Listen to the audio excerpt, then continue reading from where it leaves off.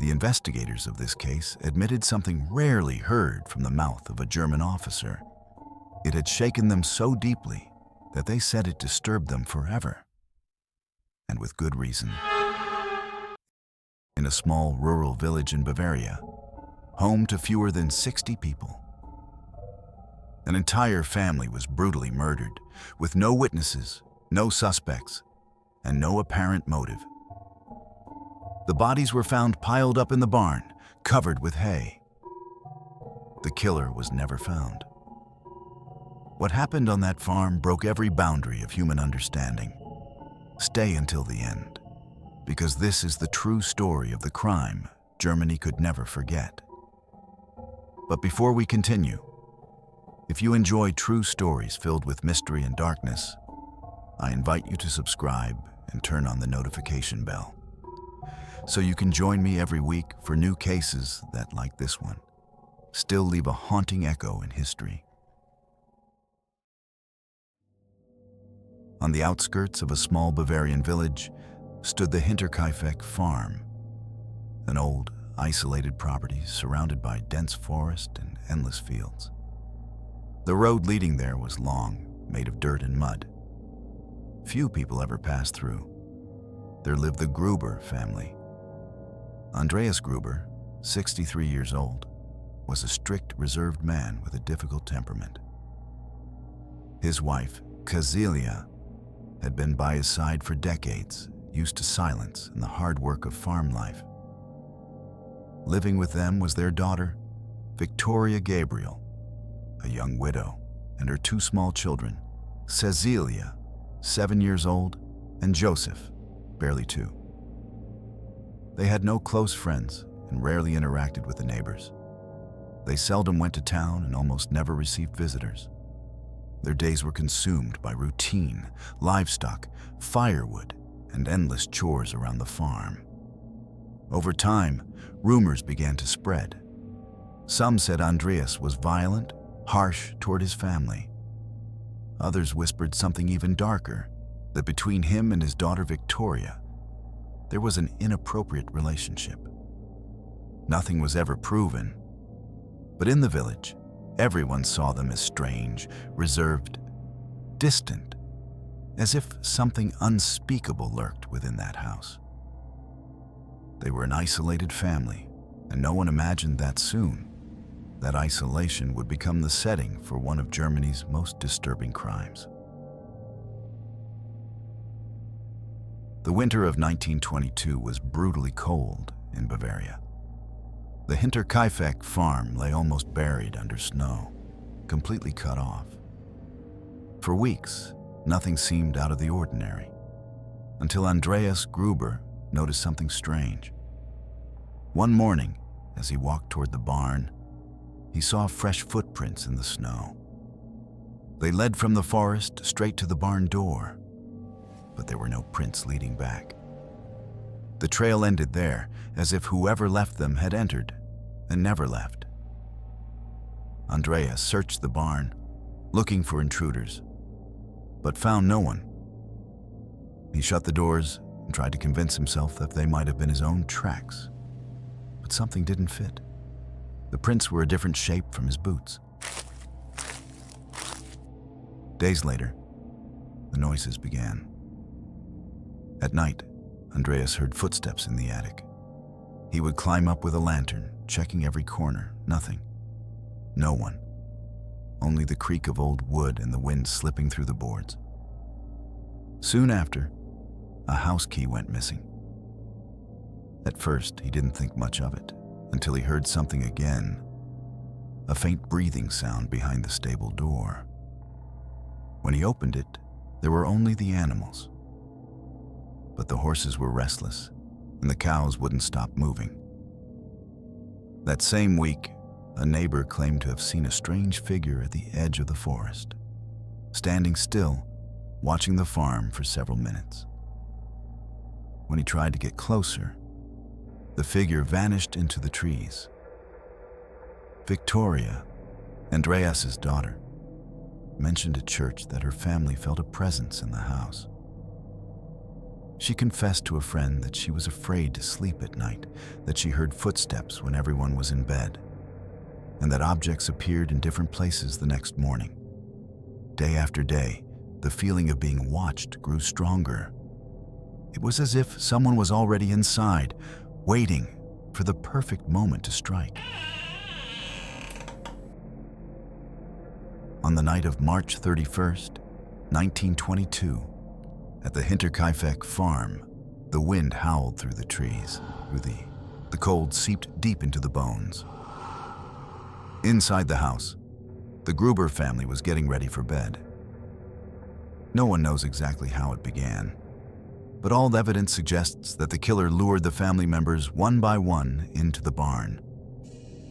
First was Andreas Gruber. Perhaps he heard a noise or thought one of the animals had gotten loose. He went to the barn where someone was waiting for him. He was struck with a farm tool, likely a pickaxe or mattock. He died instantly. Next was his wife, Cecilia. Maybe she went to look for him, worried about his absence. She too was attacked. Then came Victoria. She might have heard the commotion or simply followed the same instinct. The killer repeated the same pattern. A single heavy blow. Silence. Finally, little Cecilia, 7 years old. Investigators found signs that she was still alive for a few minutes, long enough to tear out tufts of her own hair in terror. Inside the house, the 2-year-old Josef and the maid, Maria Baumgartner, who had started working there that very day, were also murdered. They were found in their beds. After the crime, something even more chilling happened. The killer didn't leave. For several days, someone remained inside the farm. It was clear that the animals had been fed, food had been eaten, and the fireplace lit. Neighbors saw smoke rising from the chimney. They thought everything was normal.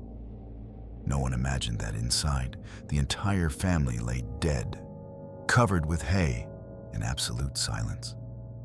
When the police finally arrived days later, the scene was almost untouched. The door was locked. The animals were alive, and food still sat fresh on the table. Whoever the killer was had lived among the corpses, keeping up the family's routine as if nothing had happened. That night in Hinterkaifeck, life and death shared the same roof, and no one heard the screams.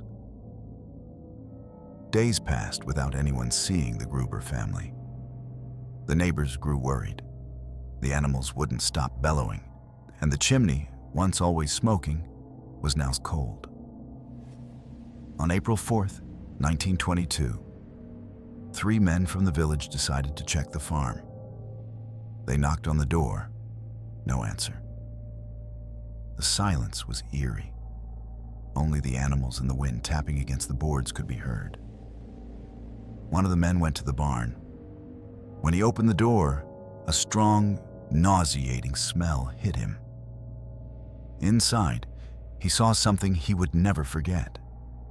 Beneath piles of hay, a human foot was sticking out. He brushed the hay aside, and what appeared was indescribable. The bodies of the Gruber family, stacked on top of one another, as if someone had tried to hide them. The man screamed.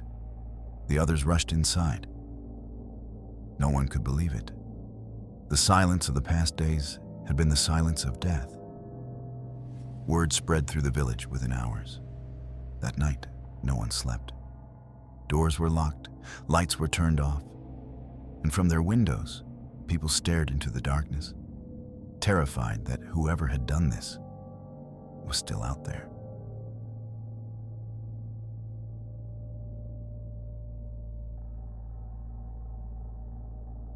Curious onlookers and even relatives had entered the farm before investigators secured it. That mistake proved critical. The scene was contaminated from the very start. Footprints erased, objects moved, traces that could have identified the killer destroyed. Even so, investigators noted several concrete details that fueled the case and later theories. They found tracks leading to the barn and others going deeper into the property. Some ended without a clear return path, confirming that someone had entered and left at different times, and that the killer, or someone, had moved around the farm with full knowledge of the terrain. There was evidence of recently cooked food and freshly chopped wood. The fireplace had been lit after the estimated time of death. These facts pointed to someone staying in the house for days after the murders, cooking, keeping warm, and tending to the animals. This was not a quick attack followed by escape. It suggested a chilling coexistence with the scene.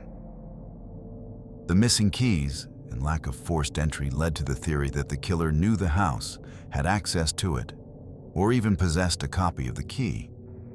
That reduced the likelihood of a random stranger breaking in. In 1922, forensic methods were limited, and combined with the contamination of the scene, many useful clues were lost or ruined: erased footprints, disturbed food, moved objects.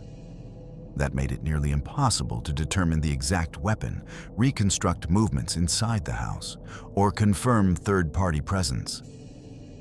From those clues, investigators developed and dismissed multiple theories. At first, suspicion fell on a fugitive ex-soldier. After World War I, there were many drifters with violent pasts, and some traits matched the crime's brutality. But there was no direct evidence linking him. No witness identified him clearly, and there was no sign that an outsider had lived on the farm for days unnoticed. Another theory involved a jealous lover or acquaintance of Victoria. As a widow surrounded by rumors, a crime of passion seemed plausible, but it didn't fit. The murder targeted the entire family, including children. No letters, witnesses, or solid evidence supported the idea of a lover with access to the house. And the killer's calm behavior after the crime didn't match a spontaneous, emotional outburst. Later, suspicion turned toward a family member or someone close. Neighbors spoke of conflicts, violence, and rumors of incest. The footsteps in the attic and the lack of forced entry suggested intimate knowledge of the home. Ultimately, investigators ruled out several suspects for lack of evidence or inconsistent testimonies, but none fit all the pieces of the puzzle. The combination of access without force, intimate knowledge of the place, and a prolonged stay after the murders made every theory incomplete. Procedural mistakes made things worse. The scene was never properly secured, and early investigative steps lacked the rigor we'd expect today. That left wide room for speculation and conspiracy.